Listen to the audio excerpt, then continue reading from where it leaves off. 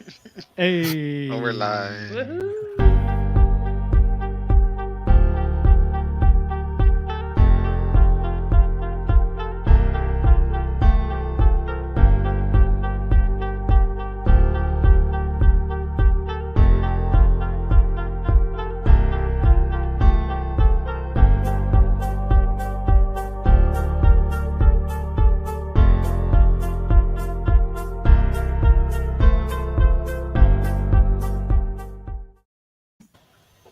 Hey, welcome everyone. Thank you for tuning in to our first ever Scholastic Esports Academy 101 podcast. Let's see. Let me go ahead and start with introducing myself. My name is Gerald Batak. I am the Chief Operating Officer of NASEF. Really, I think before we do a round of introductions, I just wanted to provide a little bit of context here. All of the folks that you see on the call today have all been part of the NASEF Scholastic Fellow community. This is a global community of practice where educators are really collaborating to identify ways that they can intersect and integrate scholastic esports into their educational programs and communities. So many of these leaders have been through the program for multiple years and have really innovated new ways to bring esports and gaming to young people around the globe. And they're continuing to lead others in developing their own programs as well. And so today we wanted to bring our conversation to the public because we've been having some incredible conversations around the successes, challenges, and honestly, best practices to be able to start a Scholastic Esports program. So we thought it'd be great to bring it to all of you. So let's go ahead and do a round of introductions. I'm going to pass it over to my co-host, who's to my left, Bradford. Thank you so much, Jerome. Thank you so much for having me. Welcome, everybody. My name is Bradford Harris. I live in Texas, all the way down south, Houston, Texas, to be exact. I work for a company called SHI. It's a hardware and software reseller. A lot of you all in this particular chat know what that is. I also serve as the Director of Learning for TexF, Texas Scholastic Esports Federation, and I've been doing Scholastic Esports for the past, let's say, 5 years total. Ooh, ooh. So I'm going to pass it on to David. Hello, everyone. I'm David Amaro from Mexico. I work for several organizations around esports here in Mexico, trying to develop it here and in Latin America, also developing events in esports and sports. Hello all, my name's Tyler Hahn. I'm the director of the Cherokee Public Library in Northwestern Iowa. I also serve on a few different roles, such as serving on the Iowa Governor's STEM Council, but I work primarily with middle school students in esports. And yeah, I've been doing this about 4 years now. So I'm going to pass it to Angelique, my bottom. Hi, my name is Angelique Giannis. I am an English teacher in San Diego, California. I'm also a community leader with NASEF, and I run my school's esports and gaming programs. I've been doing that for 5.5 years now. Crazy. All right. Looks like I'm next. I'm Alex Gibson. I'm from Harrisburg and York, Pennsylvania, South Central. I was a former math and computer science teacher who ran an esports club, and now I'm the director of secondary services for Harrisburg University, where I work with other high schools on dual enrollment, college and the high school, and making the connections for some of our esports to that collegiate pipeline. Hi, I'm JD Williams. I'm the technology instructional coach in the Levine Elementary School District, which is in Southwest Phoenix. Had a middle school esports team for about the last 4 to 5 years, where we play competitively in the Western Region Middle School Esports Conference with James. And then we also, Mr. Hahn up there and Ms. Giannis and some staff from our schools here in Arizona help me run a community game night. Hello, it's my turn. This is Ruby Meneses Adams. I am from Mexico. I'm living it right now. I am a game developer, and we are developing and running some esports clubs for different organizations and schools. Mainly the recent is for the Benjamin Franklin Library, part of the USA Embassy in Mexico. and other more schools private to come. Hi, everyone. James Wood. I was a NASEF fellow, mentor, and community leader, and now I am with NASEF as their Scholastic Tournament Administrator. I am currently running the Western Region Middle School Esports Conference along with JD Williams and Dr. Miles Harvey, and putting together the CIF Esports Initiative for NASEF.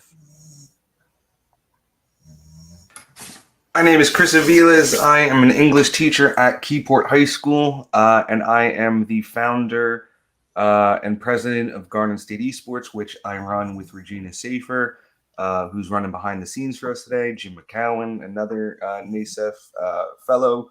I'm NASEF Community Leader, and excited as always to be here with some of the best and brightest minds that Scholastic Esports has to offer. And good looking. Got everyone blushing, Chris. Got everyone blushing. You do. So there's a lot of diverse people on this panel tonight. So let's go ahead and get started because we have a lot to talk about in very little time. So one of the topics or questions that I noticed, Jarrell, you actually sent it to me in the email. So, and I re-put it out there on Twitter. But this podcast is Scholastic Esports 101. And the phrase that you sent me was for the education community at large. So that had me thinking, well, basically for people who don't know in the education community, well, what is esports? This has been going on. Technically, they've been seeing it for the past 2 or 3 years. We've all been doing it for longer than that. But for the education community, some may want to know, well, what is esports? What is Scholastic Esports? So I'm just going to throw that out there to the whole entire group. Can you give some context to what esports is, and then what is Scholastic Esports? Feel free for anybody to jump in. I mean, I worked for like esports competitions at first. The basic definition we said was like competitive sport based around gaming or based around electronic arts. So esports per se is just the competitive aspect, such as when you're playing like football, for example.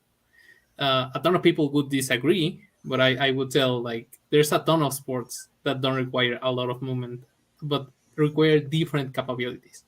So that's what I would say as esports, like per se. It's just sports in an electronic or digital way. That's it. Yeah, I want to jump in here because this question kept coming up at a recent conference. The difference that I would say between just regular esports and Scholastic Esports is if you are using esports as the draw for kids to learn all sorts of career-based skills, and if you are looking to use esports to teach them something, that would then level it up to Scholastic Esports. Typical esports or just esports would be there's a competition and they're going to get the team-based elements there. But as soon as you go to trying to teach them something and using it as a way to teach them other skills, particularly CTE skills, that's when you've kind of reached the Scholastic side of things. I have something to say about it because recently I finished a research about the new careers and the antique or previous careers, professional careers related with esports.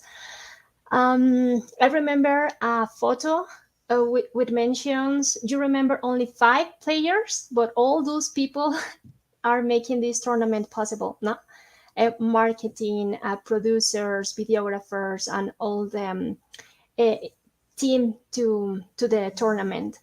But also it's related with game development or publishers. No, there's a lot of industries being part of these ecosystems, and with a lot of diversity like we are having right now.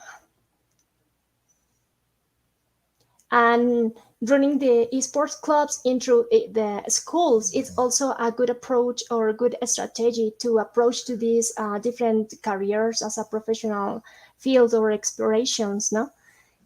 That's what I want to say.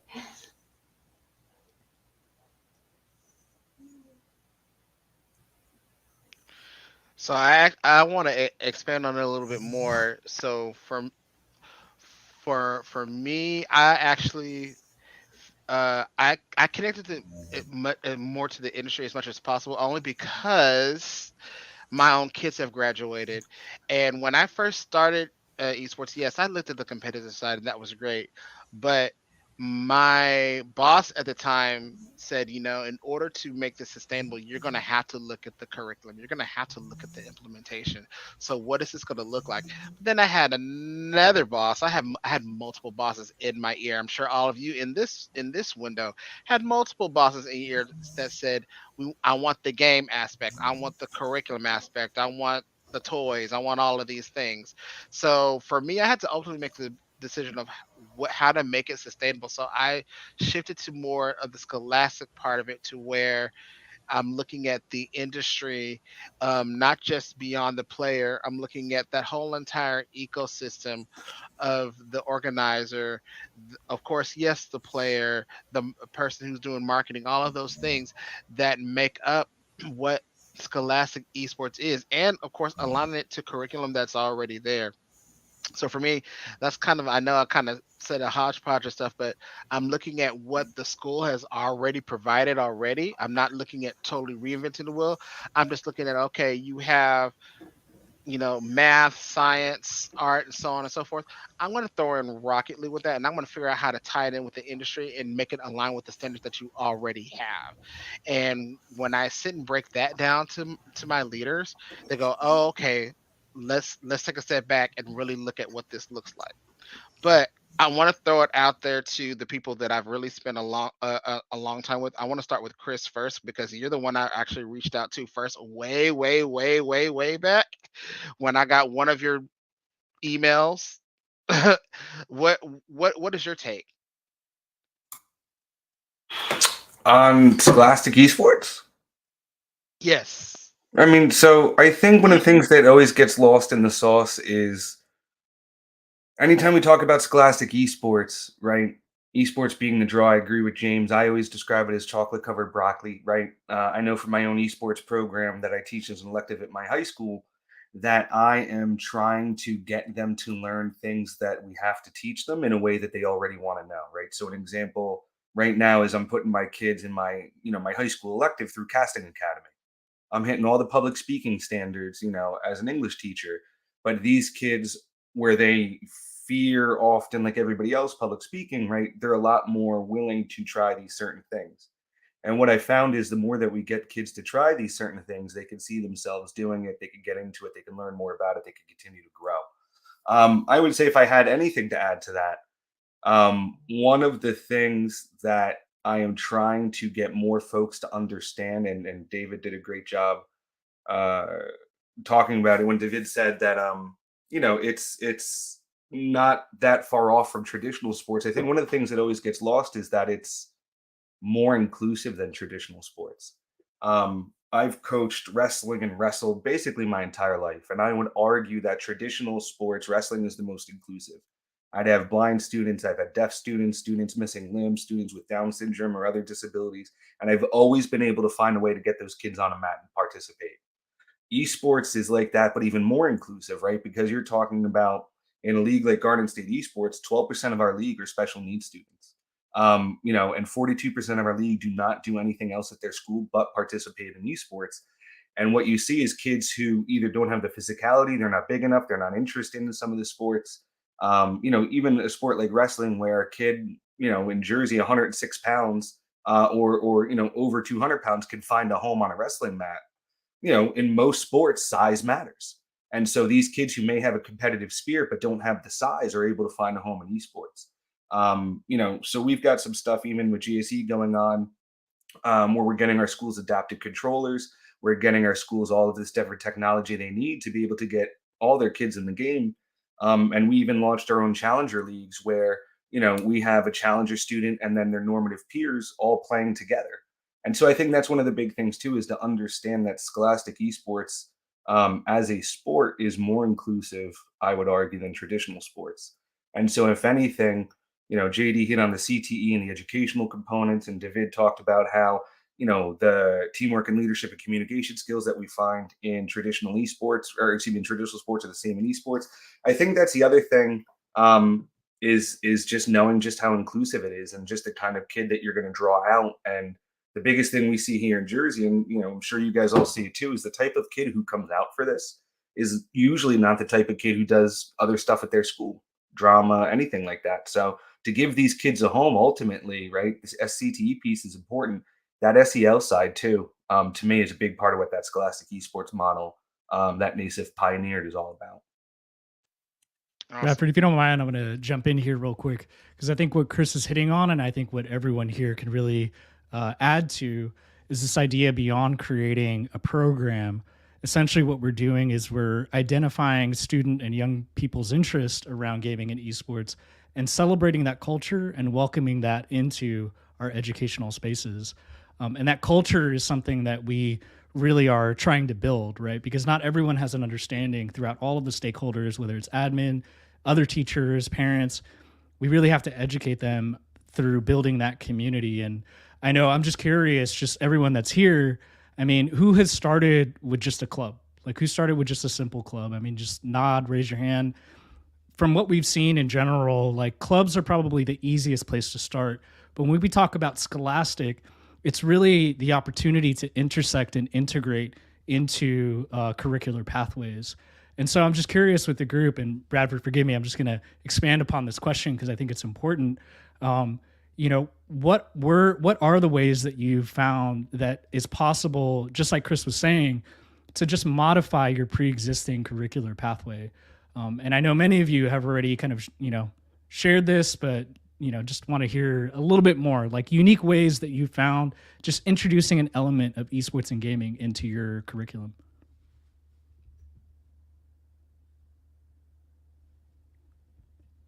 Rubik, if you want to jump in. Yeah, Rubik, I think Yep. you're muted, but I think you have a good thought there for real quick. Yes, you're right. I would like to mention this one because I guess this is special in the conception that we were running a club, but after school, no program or based community.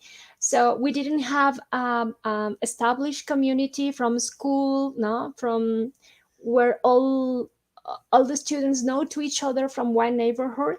So this is a special challenge we had at the beginning, and the discoveries that we had was about it's a super strategic tool to personal growth and self development of their personal interests of the kids could have, no, about ton of the different things, but also how related with other type of persons or demographics or countries, no, even that. Say, so for us was a super exploration and opportunity to beyond the game have this experience to the students now that we're participated of this first club.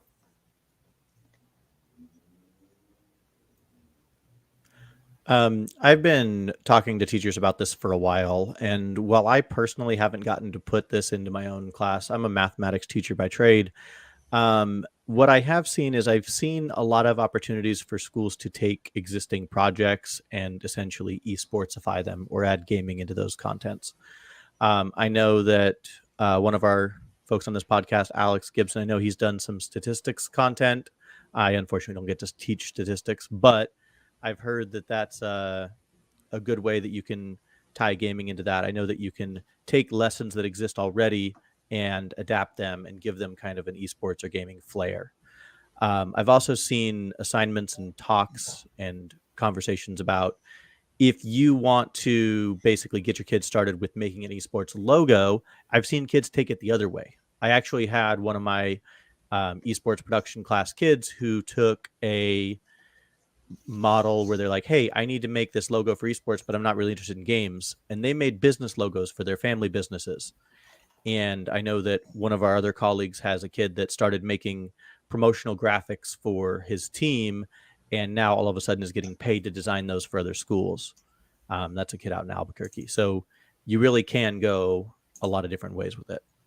Yeah, I mean, even building on James is what's funny is we just did, a logo design contest for my school district, just starting up a new program, the Red Raiders of Keyport.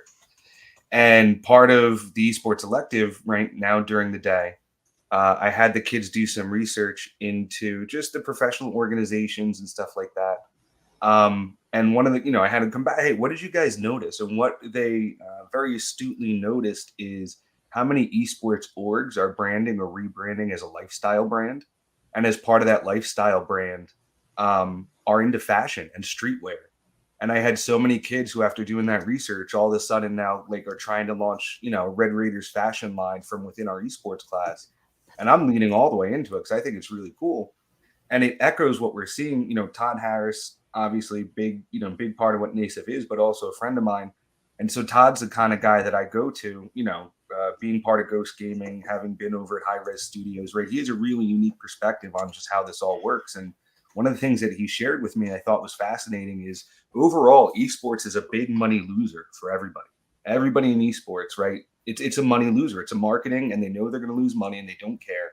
However, one of the things that is making money is all of the fashion and streetwear. And that's why you start to see, if you go to FaZe Clan, you go to Ghost Gaming, they're all leading with their fashion line, their collections, and even talking to my kids about all the marketing principles of scarcity and how you release a collection you have, for so long or so many, and then you take it away. And if you missed it, maybe next time those people aren't going to want to miss it. So it's kind of neat to see even the space we're drawing inspiration from, right? That professional space a lot of times is leaning into fashion, that branding piece, and my kids got there just by a simple logo design contest. They were even looking, Ghost Gaming's fashion is some of the best out there. They have, these cool baseball, they got all kinds of, so my kids are going beyond just designing jerseys. They're designing like all kinds of, like, I had a kid, Tyler, you would have been proud. They were designing cardigans and patches, and they wanted to do a whole right setup. So I'm definitely going to send you a cardigan as soon as we get a Red Raiders limited edition. Number 1 is coming to you, my friend.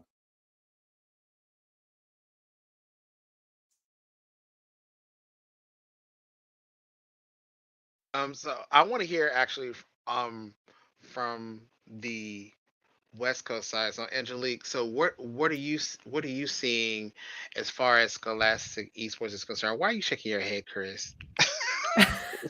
West Coast. There's nothing wrong with Yeah, the West yeah. Side. Okay. Best Coast. Well, I don't have an esports class, unfortunately. I just have my gaming club. And I think, echoing what all of you have been saying, like all of the students that are involved in my gaming club after school in that program are the students that are not involved in school. And it's been so great to see them, like who they have become. I meet them as freshmen, and now a few of them are seniors and some graduated last year. And just to see like where they go and the leadership roles that they take because of this program. They're the students that would have flown under the radar and, done okay in school and then just left and went on beyond their time and sat playing their Switch with their friends at lunch. But instead, like I've had those students turn around and they're the ones that are organizing our tournaments at the end of the year, and they're the ones that are starting our club and getting together all the announcements. And I've had students who have just kind of come into the club not even really like being gamers before they walked in. They just thought it was a cool place to be. And one of those students now, like she's the one that designs all of our posters for our tournaments, and she is like, all of a sudden she came to me the other day and now she's going to organize a Mario Kart tournament for the whole school. And again, it's like these students that aren't in sports, that are not involved. And so that's where I see it outside of my gaming, like my after school club. I don't have an esports class, but I bring it in my English class as an English teacher. And so I teach sci-fi literature right now. And so we just finished a unit on robots and AI. And so we talked about one of our overarching questions is, what does it mean to be human? And so we played through Detroit Become Human as a class. And we talked about, to what extent can you consider Marcus, Kara, and Connor humans, and like at what point do they deserve the same human rights as we have? And so we read different kinds of texts that relate to that question. We watched iRobot, but like really Detroit Become Human, when the kids are immersed in that story, like that's where you see the buy-in, that's where you see the conversations, and that's where you see the connection, the feeling come out for them. So, I see it more as integrating it into your core curriculum and having kids, meet those standards, kind of like Chris was saying, right? They're meeting those standards in a way where they already are, and they're excited about coming to class. Like they would like run into class and like sign up for the board and be talking about it. And I had a bunch of kids come and say they were jealous that we were playing through a video game. And so that's where I see it from my side. I wish I had an esports class. I would love to do that. Yeah, and that's definitely a real great space where you can marry together some of like the CTE standards, ISTE standards, and put them together with some ELA standards or math standards. I was able to find some science standards that would match up when we looked at, why are the different biomes showing up in Warcraft the way that they are? And, there's a way to connect the game to the students and their content in a fashion that wasn't there whenever I was a kid.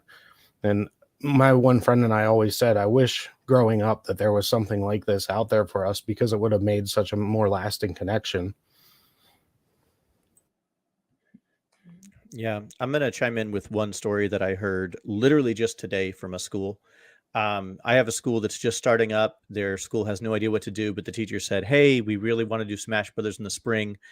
And so he went out over the weekend and bought a console and bought all the stuff to get started in Smash Brothers out of his own pocket. He's at a high school that's going through a really, really turbulent last few months. And he said that there were 2 kids in his room playing today. And the first thing that he noticed is one of these kids has been essentially nonverbal the entire year.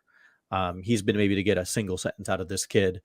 And he was telling me that this student had a complete personality shift as soon as they started playing Smash Brothers.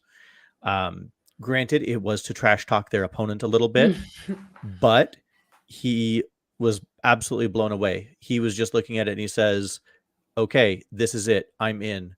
What do I need to go talk to my school board about this? Like, what do I need to do to get this going?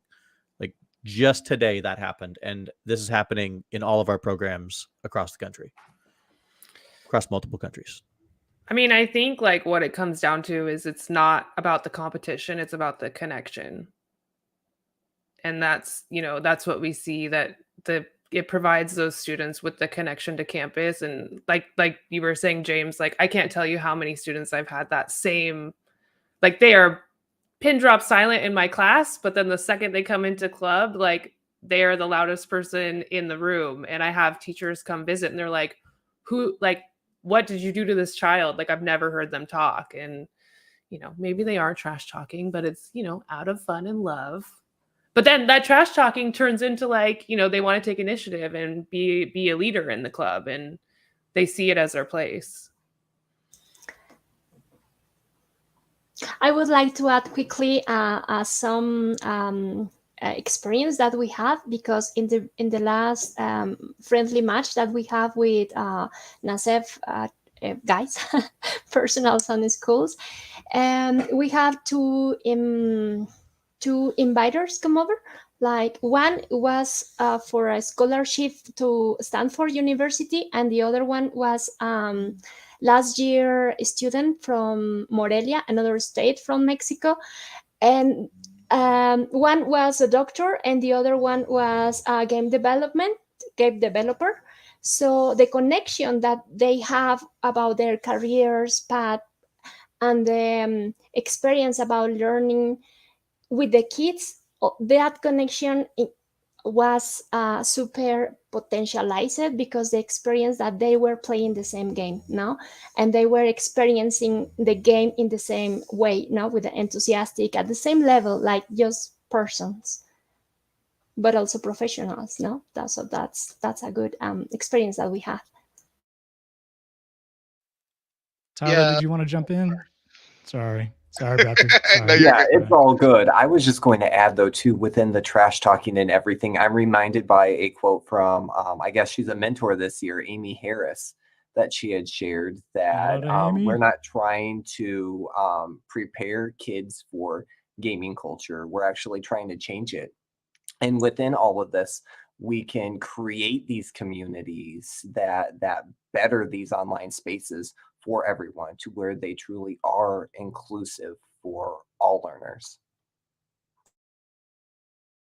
Yeah, that's an excellent point. I know all of you just talked about it, and actually, you rolled into all of you guys rolled into the next question. All of your successes and your stories from all over the country, um, are great, and so I want to tap more into that.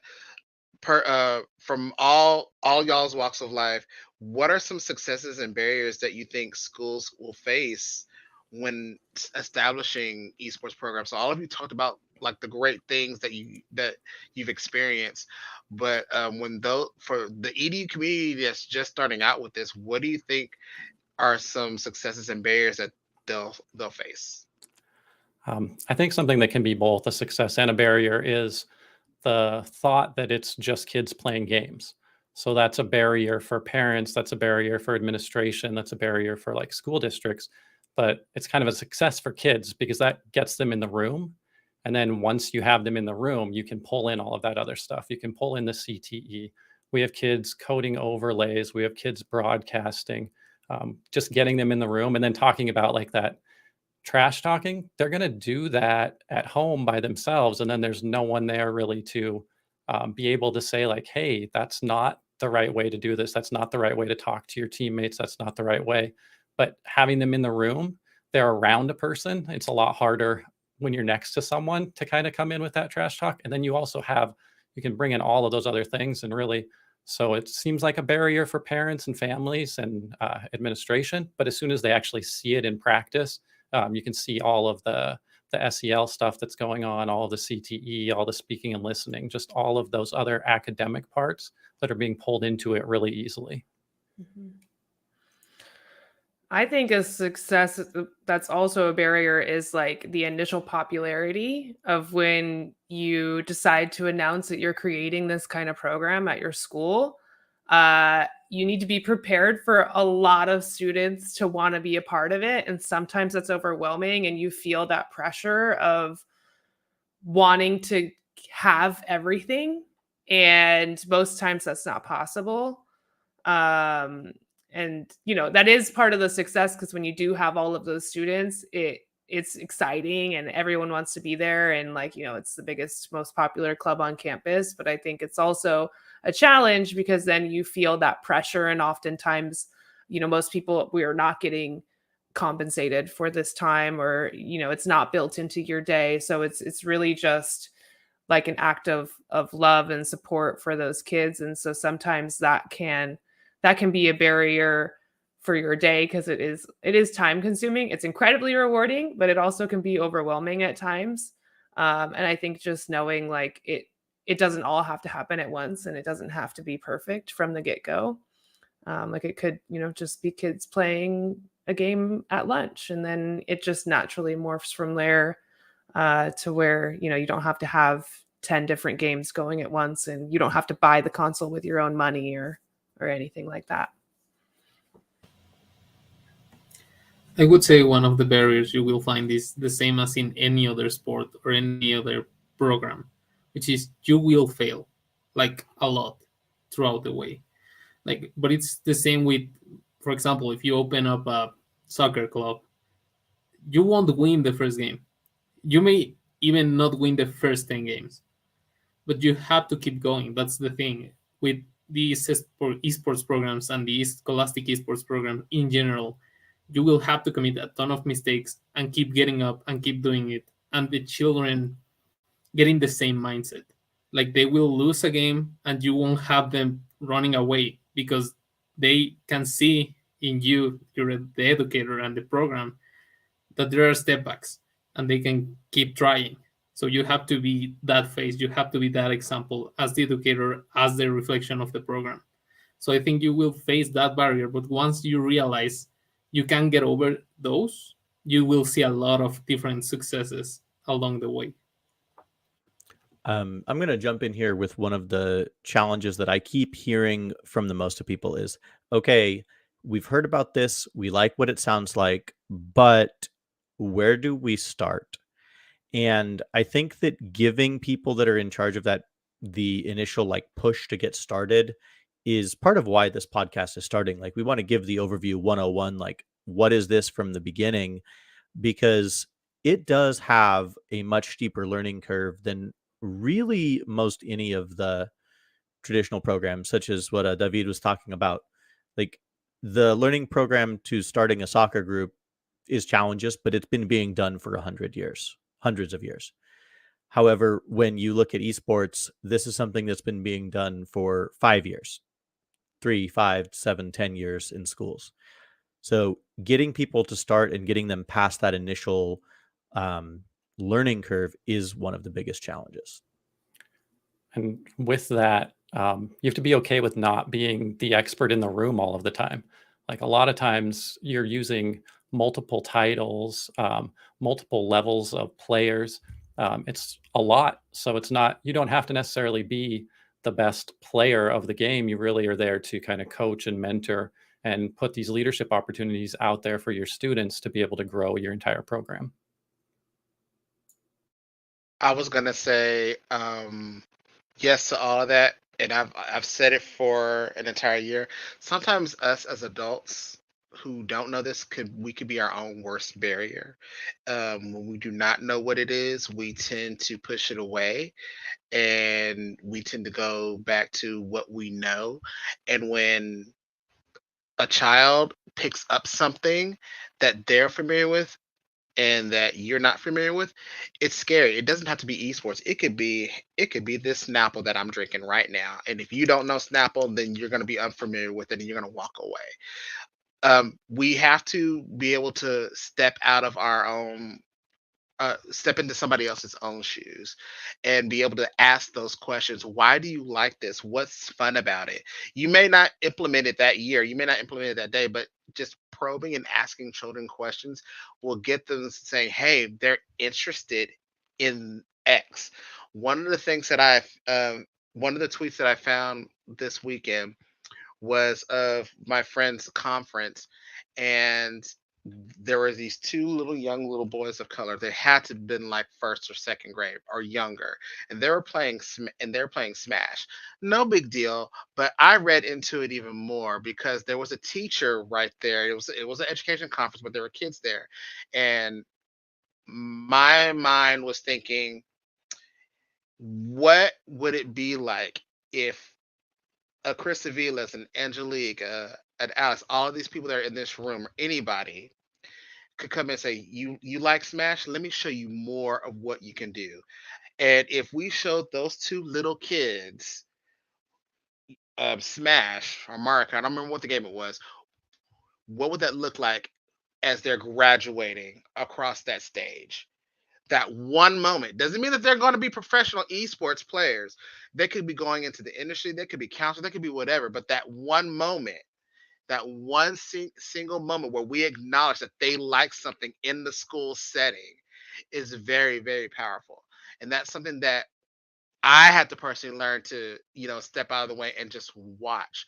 And so what I say to you teachers who are learning this for the first time is step out of the way, but ask questions. It's interesting with a lot of the educators that enter this space, especially those that don't identify as quote unquote gamers. They tend to have a lot of imposter syndrome, like, oh, I'm not a gamer, I don't understand, how to play these games, or how I'm going to teach these games.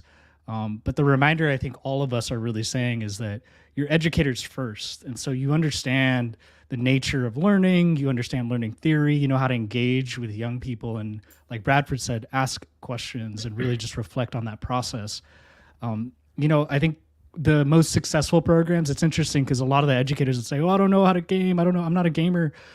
Their programs are probably the most robust because they have empowered all of their students to take on all those various roles and responsibilities that they may not even understand. So now they have full committees running, they have coaches, players that are teaching each other, and it really is that space of not knowing. And I saw some comments in the chat like you have to let go of control, because it's not about controlling the classroom. It's not having to know everything. It's really just holding space for all of these students and allowing them to explore and discover and, like David said, fail, to really allow them. And that's what learning is all about. We're learning in the same space together. I think that's what steps it like aside from traditional sports too, is normally with the traditional sport, like the coach is the expert in the room and everyone's looking to the coach to learn how to play and what's the best technique and whatever. But with with Scholastic Esports and gaming, oftentimes we aren't the expert in the room. Like I started my club. I mean, I do play video games and I have played games my whole life, but when my students approached me wanting to start a club, they wanted to start with Smash. And I had never picked up that game in my life. I knew it, like I knew of it, but I had never played it. And so, in that moment, I felt kind of nervous, like, well, okay, but I want to know what this game is about. I want to be good at it so I can help them and so I can teach them. And then once I, stepped away from that and was like, how does this work? What do we need? How do I help you? How do we set it up? Show me how to plug it in, because they had a Wii and I never owned one.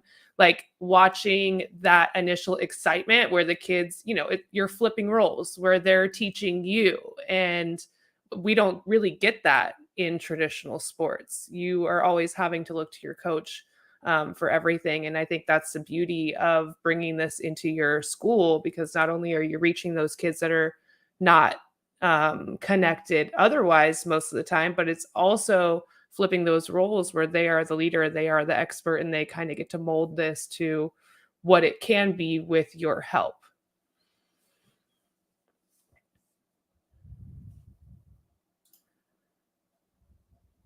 So let me jump in here. So one thing that's been really exciting about Scholastic Esports, especially with NASEF, is seeing how much it's really grown, not just in the U.S. but globally. I mean, you can see on this call right now, we have our friends from Mexico, and then in the fellows community, it's been really exciting to see.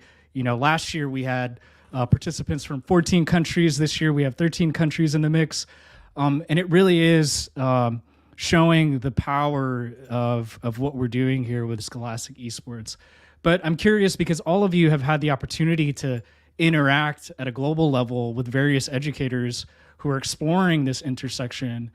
What is it that you're seeing? Like, what are some of the similarities and differences between maybe what's happening in the US? We've had a little bit of more of a head start, but in comparison to what's happening everywhere else in the world. And I'll point this question first to David and Rubik, since you're our friends down in Mexico. I mean, when you first entered the space, you saw the U.S. was a little bit ahead. I mean, what were your thoughts? What were some differences that you saw in terms of trying to start internationally?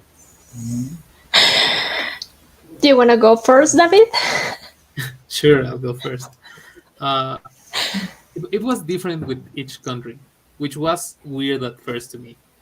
For example, when I worked with people from Asia, South Korea, Japan, they were clearly above everybody else when it came to competitive esports. Like they knew more around the gaming aspects, they actually getting the players like to the next competitive level. But they were, at least when I started working with them, they were really behind when it came to Scholastic Esports. Like they wouldn't get the idea of getting them to be better people before them being better athletes. So, for example, when I was with them, I was like, we're not beating them as a competitive team, but I can definitely help them when it comes to the Scholastic. So it would be a like exchange. When I work with people in the US, it was always like you guys are like 2 steps ahead. But it was fun to me, like checking, like whenever I had a problem, I would just reach out to everyone, and someone already had that problem or was getting over that problem. So it made it a lot easier to maybe catch up a bit, because you were also open to help out. And it was a fantastic community to me, because I came from traditional sports, so everything was competitive. Here, everything was helping each other, making it roll through together, sharing resources, sharing stuff. So we're not the same, but there is always things that are, we face the same obstacles, we face the same failures sometimes. We also share some of the successes, so it's very fun, but it's also a learning experience, understanding the differences so that you can apply it to your program or your country. To that wonderful example of experiences, I would like to add that thing you said about perfect, better people also was about family connection. Usually, here in Latin America or Mexico, we believe, the parents believe, is the kids are losing their time playing, no, or also they are not nothing related about whatever the thing the kids are doing, even if it's playing video games, no. So what we had in this club also, we have the opportunity to enrich the familiar connection, no. When the parents know about what is a gamer tag, no, what does it mean when my son is winning a competition or a friendly international match. And also the kids have the opportunity to have to connect with the environment of different countries. We have a friendly match with people from South Africa, USA, England, no. And also have this understanding that also in those countries have problems with tech, with electricity, with healthy issues, no, with family things. Also is super, how I could say, like a good awareness of the of the world we are living, no, of the things we can reach through the game. Also doing reflection about any process, even if it's a ludic or fun or whatever, no, also was about human connection. um, Maybe I would like to add the professional um, approach, not only with people from Mexico, also from other countries, no, to have this experience that they are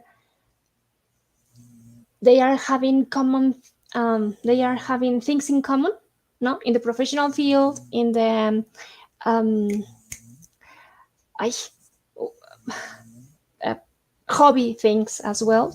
It's like wow, no, also a good experience for the kids, for the parents, or for the community we are building in the Scholastic is not only about learning, is not only about teaching, it's about growing in the things you know and want to share. So I'm going to ask the rest of the group as well. Rubik really hit a great point around this idea of global connection. And I know many of you have facilitated some really unique experiences with your students and young people, connecting them to other students around the world. So I'm wondering if you all could take a moment and just share some of those examples, because I think beyond gaming and beyond learning, right, it's human connection, like Rubik said, and we're building a community and culture around this. So feel free to jump in and share some of the examples of how you've created global community with your students and young people. I volunteer Alex to start talking about Minecraft Go. Yeah, so for my fellow capstone, I was able to connect with Ash from the UK and had students build within a shared Minecraft server our own high school and their facility, which was ironically over a pub, and allowed students to learn that the work skills that the students were learning in a pub in the UK was okay because at 16 you can serve alcohol, but in the US it's a little bit different. So it expanded their horizon from just their small town in Pennsylvania to see that the rules are different in other countries. And it was a lot of fun to just watch that interaction between the students whenever we had our live discussion. And then second time, whenever I was a mentor, I was helping Adar in Kuwait figure out some Rocket League, and was able to get my students to connect with his team and have a nice friendly scrimmage and talk about the differences between, you know, the US and Kuwait and what's going on and what time difference there even is, and, you know, how early we had to get up in order to make sure that we could fit it into their school day. And it was a lot of fun just to see the students interact with somebody that they wouldn't have normally interacted with because of this esports connection. All right, I'll take my turn. I haven't gotten to go too far globally other than my personal connections, but JD and I have been operating a middle school group, and we're in different states as well as our program. And we've been having kids that are just the kids and the parents have absolutely loved the idea that, wait, I get to play with somebody from out of state. Wait, I get to play against this team from New Mexico. Wait, I get to lose to the James Monroe Middle School Raptors again. Sweet. I love that. Um, so like we've been getting to do that and it's been really fun. I think our furthest connection right now is Pennsylvania because there's a team that's like, well, we can't play till 6:30, but we'll play at 3:30. So the time zone thing is really interesting. And I think that that's something that people don't really get. And I personally learned this as a kid. I'm like, my mom was like, wait, you have friends all around the world playing World of Warcraft? I'm like, yeah, I'm socializing with my friend in Australia at 4 a.m. tomorrow so we can play Arena. Like, that was my socialization. Like, kids get this, and it takes a lot of like examples and showing it to grown-ups and some of the admins. They're like, wow, this is really cool. They're building connections across state lines. It's pretty fun. I'll say one of the reasons we actually created the league was just because of time zones and trying to find people to play against and compete against. And yeah, definitely I hear from parents and students like, oh, we're playing a team in California, we're playing a team in Colorado, we're playing a team in Montana. Like, it's just great to be able to bring in all of those different programs, be them at our libraries or middle schools or some homeschool groups, and being able to like set these standards for which they're all going to play against each other and kind of put that structure in place to kind of help them be successful. Well, I just love the fact that when you're talking to adult educators, this is the one program where you're building a community and you don't have to leave your office, essentially. When you tell educators uh, how you can, build a tournament, you can compete. Essentially, I know there's a lot. We all know there's a lot more layers to it. But when you tell them, I had a conversation with um, one school where the first thing the concern they had was, we got to travel, we got to do all these things. I said, stop. You don't have to do anything but sit in your room and get the players started. It doesn't cost you anything because the first thing they said was, I got to get a bus. I got to, take apart the computer. I said, no, you don't have to do any of that. And then just saying those words, I didn't say anything technical. She took a sigh for like, I don't have to do any of those things. I said, no, the worst thing that you're going to have to do is, and I didn't even say Discord. I just said, you can communicate on a Google Meet. Really? Yes. That's all it takes. And once they figured that out, they started you could see their gears turning in their head about how they could start building the relationships because they didn't see they saw the connection when you're talking to a superintendent or a director on a Zoom call, but they didn't see the connection with building the gaming community with students. And so when I put it in that way, they said, "Oh, this makes so much sense. I already have an idea of how we can already get started." I will say that kind of one of the misconceptions and one of the things that's a barrier that people see to entry is the cost. And they look at it and they're like, oh, esports is going to be expensive and it's another sport and it's another thing. I was talking with a few different athletic directors this weekend, and it is astronomical the budget that these teams have to pay to travel with schools and how expensive it is. That somebody threw out the, well, this football team traveling down, like they might have like a $25,000 budget. And my jaw just about hit the floor. I'm like going, what could I do with that amount of money put into an esports space? I mean, you're sending a team to one competition for one day or for one season on a budget that would outfit a lab and allow me to have, 25 kids participating every day after school for the year. Like it's kind of surprising when you take out the kids have to travel for this how reasonable it gets. Also, give us some esports labs, folks. If anybody's got connections and a millionaire uncle, let us know. Talking about eSport labs, I just want to mention all the ton of related tools, like low coding tools or coding for game development, or for organized tournaments, or other kind of tools. No, that's super good discovering as well in the gaming admin. There is a pretty low barrier of entry, though, too, like James was talking about. And a lot of times we see teams that are playing from home, and we've tried to kind of bring the community into it. So with our community game nights that I run with Tyler and Angelique, kids are playing from home. It's after school. So that brings it on to the parents to decide if the game is right from them. And we've been playing Fortnite and Fall Guys and Rocket League, and we'll get different age levels of players in the different games. But we also get our staff members to play and their parents to play, or their cousin can play. It's really open to anyone to be able to play. And it just is able to bring a bunch of different people in that might not necessarily see the community aspect of it. And yeah, it is a bunch of random people, but it's not as random as just jumping into a Fortnite lobby and being against tons of other people that you don't know whatsoever. We see the same people, kids play the same. We keep a little leaderboard just to try and give some little bit of competition to it, but there aren't prizes or anything. But it's definitely been a great way to engage different parts of our community. And then that can also bring them into the door to the competitive esports or the esports clubs and Scholastic Esports that are running at our schools. All right, so we got a few more minutes left, and I think we do need to wrap a bit. But I did want to maybe present a challenge, and I've done this challenge with some of you already.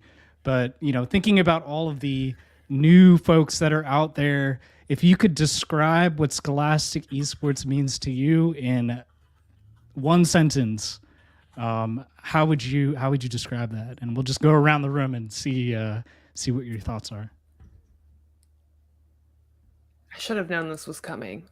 That means Bradford has to go first. Oh gosh. Okay. And why was I looking at Angelique? Okay, Angelique. Well, in my brain, I'm like, oh my god, I know I had a good one last time, and I'm like, what is it? I should have it on my wall. What does Scholastic Esports mean to me? In one sentence. Yeah, you got this, Bradford. Let's go. Well, okay. Well, for me, it's preparing students. Don't make me laugh. It's from where I sit right now. Personally, it's preparing students for whatever industry that they're trying to pursue. Hey. To me, it's connecting hard and soft skills that students need through something they love.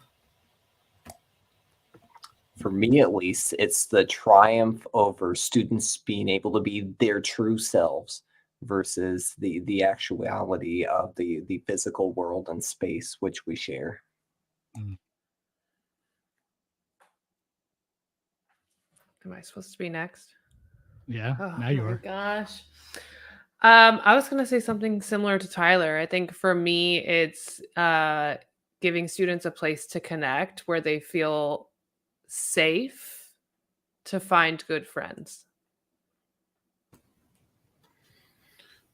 I think I'm going to go with connecting students where they are and, things that they enjoy.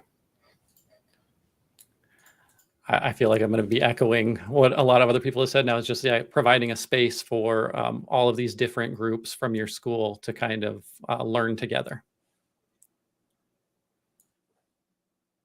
Oh, Rubik? You're muted. All good, all good. The sentence was good. We felt it. It was passionate. I guess you already said too many things that I want to say. Maybe it's about these possibilities are new, about esports, about tech, about professional fields. We can create it as well. Mm. For me, it's the opportunity to reach a group of otherwise disengaged students and bring them into something that matters. For me, it's about matching kids with opportunities. Hey, and look at that. Chris wrapped us up right on time. So I want to thank everyone. I want to thank all of you, you amazing community leaders, really leading the way and helping others grow their Scholastic Esports around the world. We're going to continue these podcasts, and I hope you'll tune in wherever you are. So thank you again for tuning in. I appreciate you all. I hope you all have a great evening, great morning, great afternoon, whatever time zone you may be in, and hope you'll join us for the next one. Thanks, everyone. Ciao.